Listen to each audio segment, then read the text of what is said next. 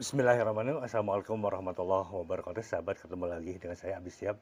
Salam politik santun. Oke, melanjutkan pembahasan tentang eh, cawapres, bakal calon cawapres dari Pak Anies Baswedan.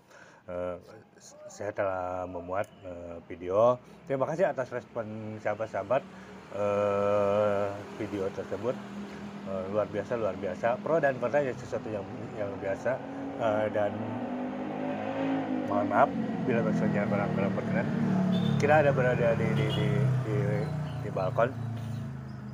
Ya, pro kontra itu sesuatu yang biasa dan masih dalam batas-batas yang wajar. Tapi mayoritas memang mendukung bahwa untuk bakal calon cawapres dari Anies Baswedan adalah mengerucut ke sosok Ibu Khofifah Indar Parawansa. Untuk saat ini mungkin, atau izinkan saya untuk sedikit, walaupun mungkin sudah banyak yang memuat atau membuat artikel, video tentang siapa sosok beliau, dan sebenarnya sudah tidak perlu diragukan lagi. Mengapa sosok Ibu Khofifah yang dimunculkan, yang punya kan terbesar untuk mendampingi Anies Baswedan di pencapresan yang akan datang. Beberapa pertimbangan diantaranya untuk membantu mendulang suara, karena di Jawa Timur dan Jawa Tengah pada pemilu 2019 itu cukup signifikan, dan kita ketahui bahwa Pulau Jawa adalah penyumbang suara terbanyak di antara suara terbanyak. Maka kalau ini Jawa Tengah dan Jawa Timur dikuasai, insya Allah nasional akan dikuasai.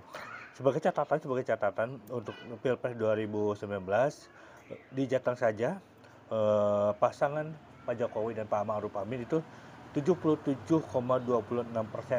sedangkan Pak Prabowo dan Pak Sandi 16,7%, sangat jomplang.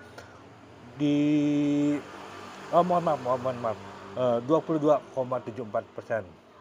Sedangkan di Jatim, untuk pasangan nomor 1 Pak Jokowi dan Pak Ma'ruf Amin 65,79%, sedangkan untuk Pak Prabowo 34,21%.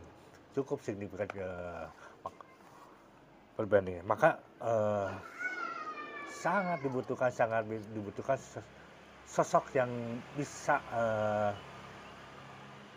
membantu meraup suara terbanyak. Ya, diantaranya yang mengerucut adalah Ibu Khofifah. Dalam artian tidak mengecilkan kapasitas dan kredibilitas calon-calon yang lain. Sedikit tentang siapa sih Ibu Khofifah. Beliau lahir di Surabaya, lahir kecil, sekolah di Surabaya. Catatan beliau lahir dari seorang ayah Ahmad Rai dan ibu Rodimah. Beliau lahir di Surabaya 19 Mei 1965. Nah, kemudian catatan sekolah ini sangat jelas, dari SD, SMP, SMA, sampai kuliah beliau di Surabaya. SD ada SD Takuma, kemudian SMP dan SMA Yayasan Khadijah. Kemudian yang cukup luar biasa, beliau ketika kuliah mengambil dua atau kuliah di dua universitas, satu di Fakultas ISIP Universitas Airlangga, dan kemudian mengambil di Sekolah Tinggi Ilmu Dakwah. Sedangkan S2-nya di UI tahun 93 sampai 97. Nah, karir beliau sendiri bukan sangat mentereng, mulai dari ketua OSIS, kemudian ketua Ikatan Pelajar Putra-Putri NU, karena beliau basisnya NU, kemudian ketua PMII Cawang Surabaya, kemudian pernah jadi dosen juga. Nanti saya lampirkan apakah di sini atau nanti di terakhir tentang karir beliau.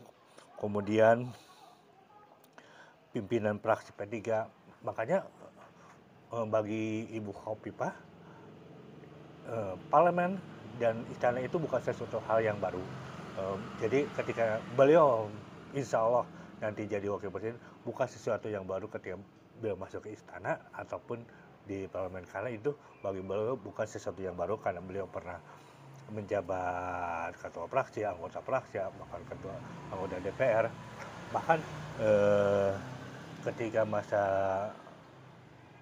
pemerintahan Gus Dur, beliau menjadi Menteri Negara Pemberdayaan Perempuan, dan ketika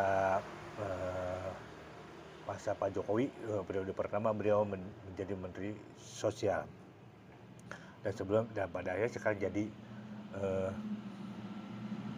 mohon maaf menjadi Gubernur Jawa Timur bersama Pak Emil Dardak.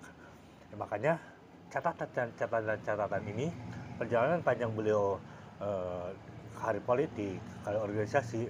Oh ya, satu lagi yang sangat beliau adalah ketua PP Muslimat Sabang dari atas sayap dari Nahdlatul Ulama selama 4 periode.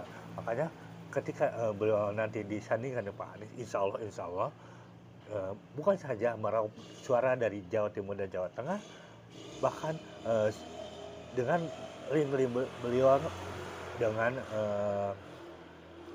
komunikasi beliau dengan beberapa daerah, insya Allah, terutama apalagi sekarang beliau termasuk jajaran pengurus dari PBNU, ini akan sangat berpengaruh untuk suara-suara di luar Jawa, terutama luar Jawa Timur dan Jawa Tengah.